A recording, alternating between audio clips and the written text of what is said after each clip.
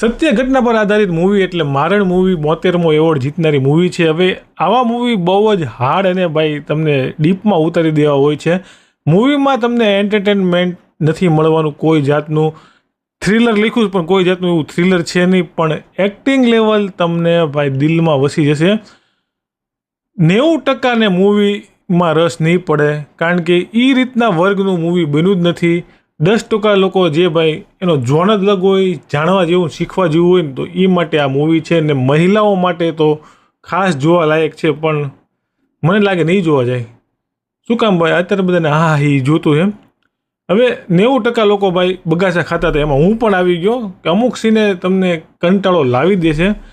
પણ આ એનો મહત્વનો પોઈન્ટ જે ડાયરેક્ટર કહેવા માગે છે એ જાણવા જેવો છે કે એક સ્ત્રી કઈ રીતે સર્વાઈવર કરે છે, મહિલાઓની ઉપર કેટલું શોષણ થાય, કિડનેપ કર્યા પછી.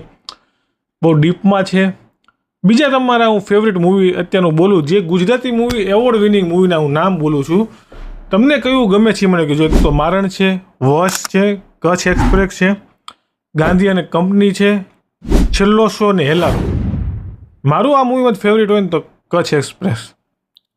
બહુ જ લેડીઝ માટે શીખવા લાયક મૂવી છે. બધા સારા જ મૂવી છે, એવોર્ડ વિનિંગ મૂવી છે. તમારું કયું ફેવરેટ છે એ પણ મને કમેન્ટ કરી દો. જય હિન્દ, જય ભારત.